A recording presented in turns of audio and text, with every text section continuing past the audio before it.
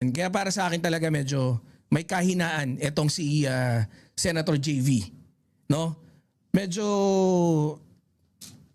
wala eh. Pero matagal na siyang senador eh. Puta, I move lang, puta, hindi mo pa alam gagawin mo. Tapos ngayon, gusto mo kumbinsihin kami na tama yung sinasabi mo na pagdating sa impeachment, unahin yan? Aba, check mo muna, baka nagpapatawa ka lang ha, Senator ha. Baka nagpapatawa ka, di kami natatawa. Ito ha, false choice. Nga ba? Kasi pinapipili tayo. Crisis versus impeachment. Tanong, kailangan ba talaga tayo mamili? Ito ha, mga mandirigma. Ito na naman tayo sa classic framing eh. 'Di ba? Si Senator JV Ejercito, ano sabi? Unahin daw yung energy crisis bago impeachment ni Sara Duterte.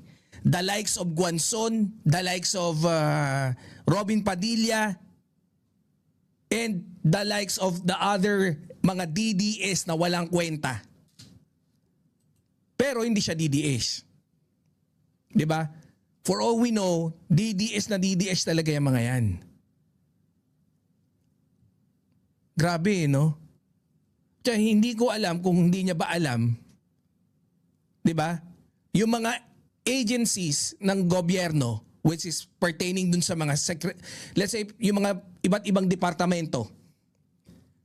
Sila executive. Ang sila yung bahala sa implementation diyan sa crisis. Yun naman na talaga yung ginagawa nila. Wala silang pakialam sa buwakamang-amang impeachment na nangyayari ngayon kay Sara. So, pwede bang pagsabayin? Actually, that's not the question eh. Dahil separate ang trabaho ng legislative, separate ang trabaho ng executive.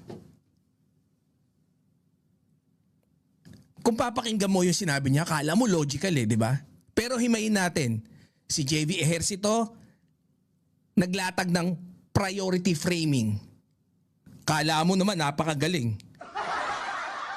Si Sara Duterte kasi yung subject ng impeachment pero ayaw magpatawag ng DDS ng walang ya. Tabiruin mo, tatawagan mo ng pansin yung executive branch, yung kabinete, DOE, etc. Talagang para humawak daw ng sila naman talaga hahawak pagdating sa patungkol niya sa krisis. Kung gusto mo makatulong, gumawa ka ng mga batas na posibleng